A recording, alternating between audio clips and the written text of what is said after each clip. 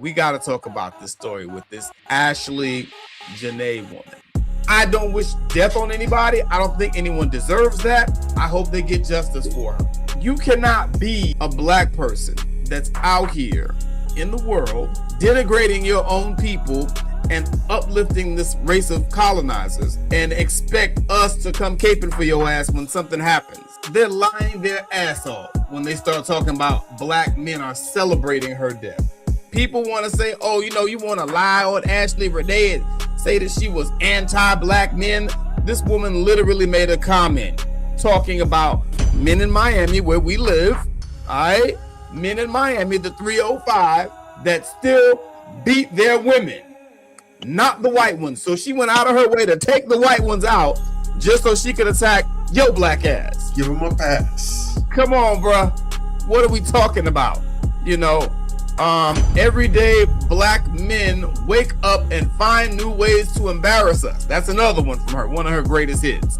And the ones that you guys were talking about, I've been saying since the 3rd grade, my children will be mixed. Mixed babies are so cute. And then, the other 2 comments that I made sure to put on here were the ones where people were saying like, hey, this guy here, the first guy saying, he's going to harm you. Get out. That's the first one. And then the other one said flat out, he gonna kill you. People were telling her because, I could look at this guy until he was a little off. He looks people. I know folk like to try and dismiss it as a pseudoscience and everything, but come on. Kinesics is real. It is. Kinesics is real. Yeah. There have been police cases. There have been criminal cases that have been solved by using Kinesics in interrogations, in courtrooms, figuring out where to press, where to pressure, what questions to ask. They have used this stuff, the science of body language. When you're looking a certain direction, that means something. When they do things like scratch or little unconscious cues, it's giving details and information. Yeah. This is legitimate. This is not pseudoscience. This is real. It is. You can look at the pictures, and granted, everyone is different. People come from different cultures, different backgrounds and everything, but there's still some things that for the most part are universal. The way that man is looking in them pictures most of the time. Yeah. There's a reason they've been cracking all these Michael Myers and Jason Voorhees jokes about this dude. Yeah. This man looked like he's ready to be in one of them Nightmare on Elm Street flicks. He does. He looks troubled. He looked like a great white shark. He looked like a Bruce from Finding Nemo. Yeah. Yeah, he looks crazy as hell. He looks crazy as hell. And, the thing is this, man, for the most part, I can't say maybe there are some black men out here doing the most or whatever, but they're lying their ass off when they start talking about black men are celebrating her death. They a goddamn lie. I have not seen it. I haven't seen it. I've seen black men say, well, I really don't give a damn. I've seen black men like, nah, let her go ahead and handle that. Like, I'm too busy figuring out new ways to embarrass black people. So let me let her figure that out. Her words, not mine. And that's kind of my attitude at the end of the day. You cannot be a black person that's out here in the world denigrating your own people and uplifting this race of colonizers and expect us to come caping for your ass when something happened that we all could see coming a mile away if we just keeping it a buck. Not that all white people are going to harm you. Not that all white people are dangerous. Not that all white people are bad. But there is a precedent that tells you, that you probably need to be a little more careful when you're dating white people. And again, I go back to my original point when we first started this broadcast. I understand when brothers is like, hey man, that's something that the family gonna have to figure out. They supposedly had all this money. She was this big money social media influencer, or she tried to make it look that way. That's another thing. Us always trying to overcompensate and make ourselves look like something that we're not. And they gotta go start a damn GoFundMe to get the body shit back here. What is that about? And she's supposedly, her fiance is supposedly this big money baller. Why are we worried about, why are we pressed for money? It's a legitimate question. You know, certain white folks, you just look at them and you could tell that they demonic. Remember Kenneth Copeland? Y'all remember Kenneth Copeland? No. The white pastor who was inside his he was that bastard. Oh God, he looked so evil. Yeah, he was inside his limo, and the girl's like, "Hey, what you doing with the money? And why you need the plane?" And he was like, "Oh, yeah, don't talk to me like that." You said that you don't like to fly commercial because you don't want to get into a tube with a bunch of demons. Do you really believe that human beings are demons? No, I do not. And don't you ever say I did. Yeah. And all of a sudden he's like, "Oh yeah." The demon almost came out of his ass. Yeah, facts. Exactly. Oh, wow. He looked like a demon was gonna jump out of his ass right there. Yeah, it right was there. terrifying. My God. Yeah, he's one of the most evil looking people I ever seen in my life. But yeah, if that's the case, and this has happened with black men before, right? You remember the guy Stefan something. I forget his name, but a few years back there was a Stefan guy, this Christian guy, the Nigerian guy that got shanked up by the white girl. He was talking smack about white women, about black women. And the other guy that we showed here not too long ago, the real skinny one, with the mom jeans on, he was talking smack about black women. They both dead. They both got killed by white women. Is that the one? I was gonna say, is that the one that got shot by the white woman? Yes. Okay. I'll bring him back up just so that y'all know who I'm talking about. But the one who got shot, the one here with the mom jeans on, he's the one that got shot by that white woman. Okay. Yeah, he got shot by that white woman. And the other Sambo, hold on, let me go find him. He's the one that got Courtney Clinty. That's her name, Courtney Clinty. Christian Obumseli, that's his name. Okay, with them white tears. All right. Yeah. And so when those things happened, those were two black men that denigrated black women, right? And they found out about it. There was another one too, but just those two we're talking about right now. Black women found out about it, and black women was like, "Okay, what you want me to do?" And I don't blame them one bit. Okay, same energy, absolutely. Yeah, keep the same energy. So why now all of a sudden we gotta hold hands and sing Kumbaya when this bed wench was out here doing the same thing? Again, I don't wish death on anybody. I don't think anyone deserves that. I hope they get justice for her. But as a black man, as she says, I'm too busy out here right now trying to find ways to embarrass black people. So I can't her like that. Did that white guy, did the white girl get did she get cleared for that? Because she said that her black boyfriend was coming in the house and she thought he was an intruder. That's why she shot him. They locked her ass up. Initially, she got off.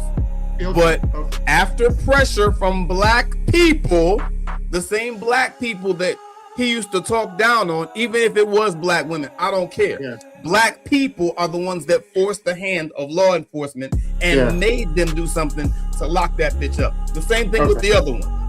Same thing with the other one that stabbed her boyfriend up. It was pressure from the black grassroots, the black community that made them go lock her ass up. And, you know, so I caution you, Sambos, coons, tighten up. You know, if that's the way that you feel, keep it to yourself. We don't need to hear it because something might happen to you and you might need us. And you don't want to be looking like this. And I'm going to stand on it, bro. Like, it's no excuse for that. You know, if you're a black person, there is never an excuse to put down your own. Period. Go ahead, Bobby Drake. What you got, man? I was going to say, as far as getting her body back here, all the other preparations, that shouldn't be any issue whatsoever, especially if her significant other is innocent.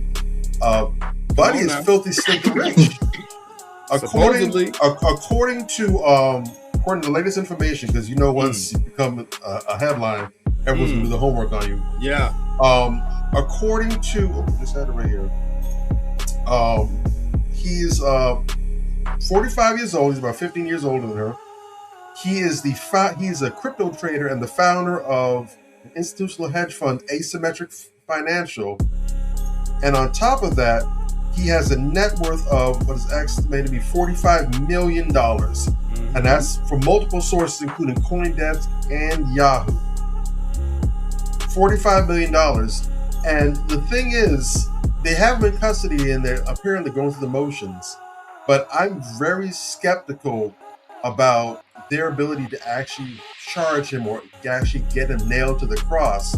Because here's the thing, like you mentioned, he's in a country that has very poor infrastructure.